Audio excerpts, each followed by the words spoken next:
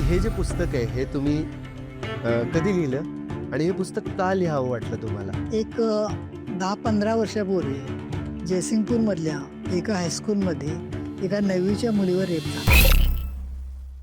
वयात आलेल्या व येऊ घातलेल्या मुलींची गुजगोष्टी. प्रिय मुली, हे तुम्ही लिहिलेलं आहे. हो. तर मला सुरुवात इथून करायची आहे की हे जे पुस्तक आहे हे तुम्ही कधी लिहिलं आणि हे पुस्तक का लिहावं वाटलं तुम्हाला? सांगते.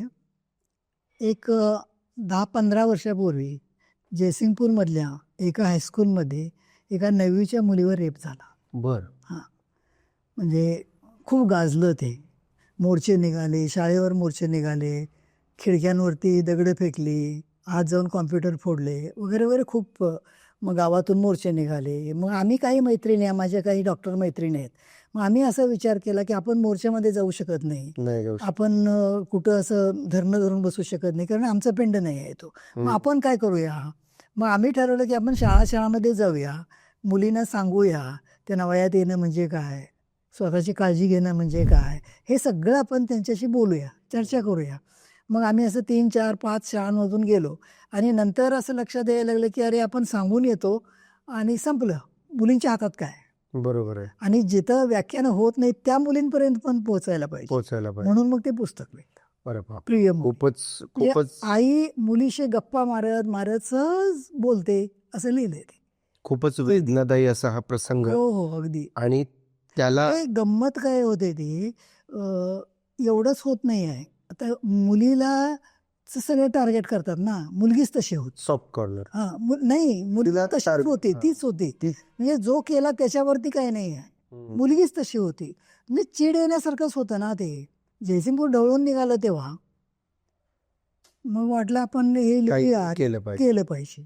म्हणजे कृती करण्यावरती तुम्ही जास्त भर दिला. जर आपण मोर्चात जाऊ शकत नाही, मोर्चात जाऊन काय फायदा होत नाही ना त्याचा. हे फारच समाजातल्या प्रत्येक घटकांसाठी ही शिकवण आहे की अशा घटना टाळण्यासाठी किंवा त्यातून उद्बोधन करण्यासाठी तुम्ही तुमच्या पद्धतीनं सहभाग घेऊ शकता, कॉन्ट्रीब्युशन करू शकता. खूपच प्रेरणादायी असा आहे. आणि सुरुवात आपल्या पॉडकास्टची इतकी अशी छान झालेली आहे, एका वेगळ्या विषयात. हादरलो, अक्षरशः हादरण्यासारखं आहे. आमच्या घराच्या शेजारी हायस्कूल. याच मुद्द्यांवरती आज आपण बोलणार आपल्या या पॉडकास्टमध्ये. तर या गोष्टीला अनुसरून किंवा हे जे तुम्ही पुस्तक लिहिले, यात तुमचा अनुभव आहे, तो प्रसंग तुम्ही ऐकला, पाहिला आणि त्याच्यावरती तुम्ही रिॲक्ट झाला. तर माझा पुढचा प्रश्न तुम्हाला असा आहे की मुली जेव्हा वयात येतात तेव्हा त्या विषयावरती मुलींशी बोलणं टाळलं जातं. तर का टाळलं जातं? लाज वाटते म्हणून की लोकांमध्ये अज्ञान आहे त्यामुळे? नाही, लाज आणि अज्ञानपेक्षा ना हा बोलण्यासारखा विषयच नाही आहे असं वाटतंय ना. काय बोलायचं यामध्ये एवढं? म्हणजे एक मध्यंतरी मी असं छोटंसं पुस्तक आहे, आळीमिळी गुपचिळी. आळीमिळी गुपचिळी. मला लेखकाचं नाव नाही आठवत आहे, पण आळीमिळी गुपचिळी असं. म्हणजे हा विषय मौनच, तेरी भी चूक मेरी भी. काय बोलायचंच नाही या विषयावरती. म्हणजे हे पुस्तक झाल्यानंतर मी उर्दू शाळेमध्ये गेले, असं सगळं व्याख्यान दिलं जयसिंगपूरच्या उर्दू शाळेमध्ये. तर त्या मुली म्हणायला लागल्या, कोणीच आमच्या बरोबर या विषयावरती बोललो नाही. ना आईने बोललं, ना शिक्षकांनी बोललं, कुणीच बोललो नाही. पहिल्यांदा आम्ही हे सगळं ऐकतोय. माझ्या अंगावर काटा येतो ह्या गोष्टी ऐकून की खरंच नाही, म्हणजे बोलतच नाही कुणी. म्हणजे आम्ही लहान असताना पण बोललो नव्हतं, नंतर पण नाही, कुणी बोलतच नाही. म्हणजे बोलण्याची गरजच वाटत नाही. यात काय बोलायचं? मुलगी मोठी झाल्यावर आपोआप समजते. म्हणजे आपल्या समाजामध्ये पूर्वापार असं चालत झालेलं आहे की मुलगी मोठी झाली किंवा मुलगा मोठा झाला की त्याला ते नैसर्गिकरित्या समजत जाईल की वयात आल्यावर काय करायचं, जगणं झाल्यावर काय करायचं. एक चुकीचा पायंडा होय पडलेला आहे. अगदी काय सांगितलंच जात नाही. तुम्ही जसं म्हटलं की हे असं मानलं जातं की तिला समजून जाईल, पण एका बाजूला मुलीवरती बंधनं मात्र आणण्यात आपण पटायत आहे. जसं की हे करू नकोस, ते अमुक करू नको, अशी बसू नको, तशी वागू नको. मग हे सांगणं गरजेचं आहे, पण मग हा संवाद कसा केला पाहिजे? हा संवाद मुलीशी हे करू नको, ते करू नको, असं वागू नको, जोरात हसू नको, मुलांच्या समोर जाऊ नको, असं करण्यापेक्षा का करू नको हे सांगितलं पाहिजे ना. अतिशय उत्तम. अगदी म्हणजे का करायचं नाही, हसायचं नाही, का हसायचं नाही, हसलं तर काय बिघडलं, हसणं काय वाईट आहे, हे सांगितलं पाहिजे ना. पण हे कोणी सांगतच नाही. एक तर आया मुलींशी या विषयावर बोलत नाहीत, म्हणजे कामापुरतंच, आणि वडिलांचा तर संबंधच येत नाही, वडील तर बोलतच नाहीत. म्हणजे या वयाच्या टप्प्यामध्ये समजा मुलगी वयात आली तर बाप एकदम लांबच होतो. म्हणजे पूर्वी अगोदर जे बाप मुलीला मांडीवर बसून घेणं, तिचं तोंड पुसणं वगैरे वगैरे करतो बाप, पण मुलगी वयात आली की बापापासून दूरच होतो. ते मुलीला समजतच नाही, मला काय बिघडलं, माझ्यात असा काय बदल झाला म्हणून माझे वडील माझ्यापासून लांब चालले, समजतच नाही ते. हे असं होता कामा नये ना. बाप असू दे किंवा आई असू दे, खरं म्हणजे स्पष्ट त्यांच्यामध्ये संवाद व्हायला पाहिजे, बोललं पाहिजे, संवाद तर झालाच पाहिजे. झालाच पाहिजे. मुलगी वयात आल्यावर बाप दुरावला जातो, मुलगी आईच्या जवळ जाते. मी एका मुलीचा बाप आहे. ह्या गोष्टींना मला अनुभव येईल. आज माझी मुलगी 10 वर्षाची आहे. पण आता या वेगळं होण्याच्या संकल्पनेला एक वेगळं रूप आलंय, ते म्हणजे की मुलीला प्रायव्हसी द्यायची. हां. ठीक आहे. आणि मग त्याच्यामुळे काय झालंय की प्रायव्हसीच्या नावाखाली पण स्वातंत्र्याचा स्वैराचार होत चाललाय. मग ही प्रायव्हसी देणं म्हणजे मुलींना मोकळं सोडणं आहे का?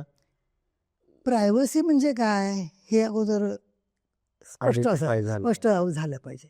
प्रायव्हसी म्हणजे काय, आता आमचा एक असं पौगंडावस्थेतला आमचा मुलगा होता, कडी घालून बसायचा हात बर. कॉम्प्युटर समोर बघत. मग कडी घातल्यामुळे हा काय बघतोय आम्हाला कसं समजणार. नाही मग आम्ही काय म्हणणार गेलो, तू कडी नको घालूस, हां. तू काय बघ, आम्ही काय तुला बंधन घालत नाही, पण तू कडी का घालतोस.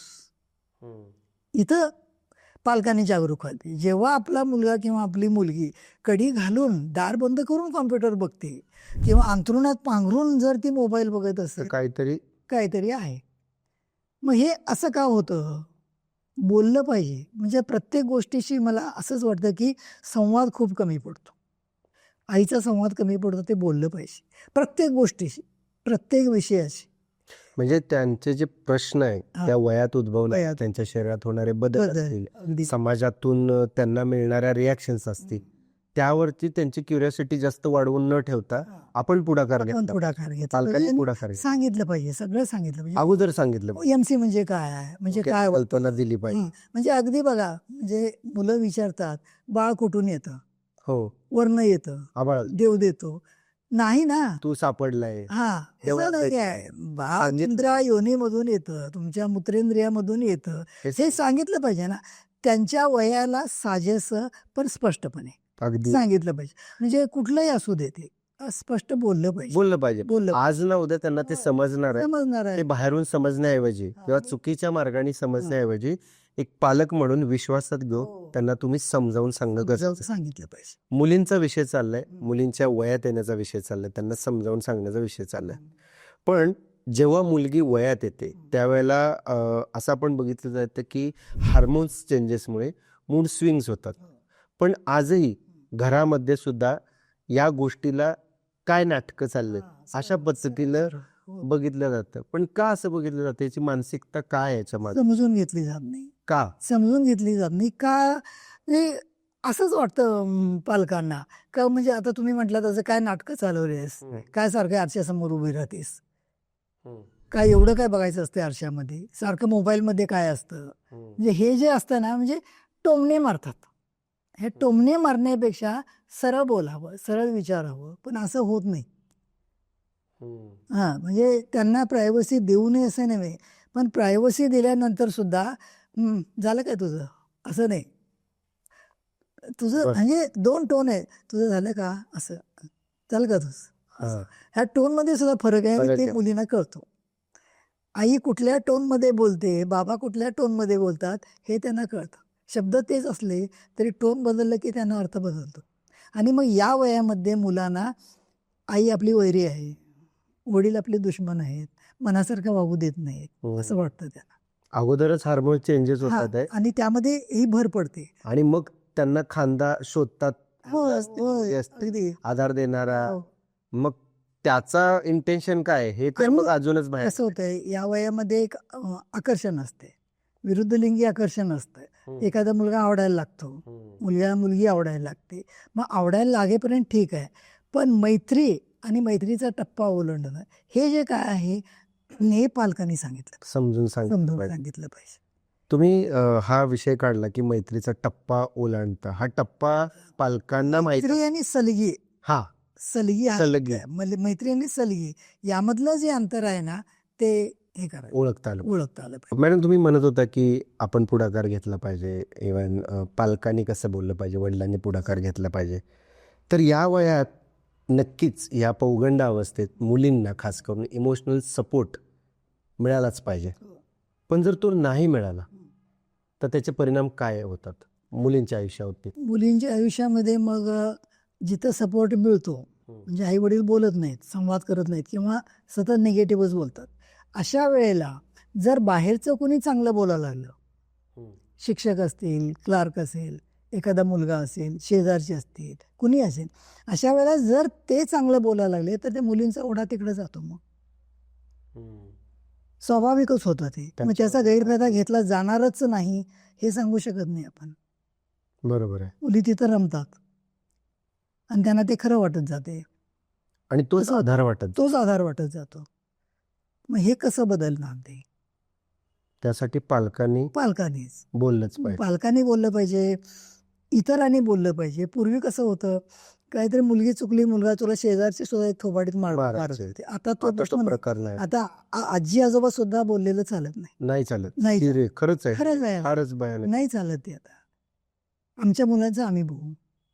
किंवा जरी बोललं तरी तुम्हाला संस्कार देता येत नाहीत, हा एक वेगळा, हा एक प्रश्न येतो. मग असं होतं. म्हणून ते बाहेर सपोर्ट नको आहे, सपोर्ट घरात नाही मिळायला पाहिजे.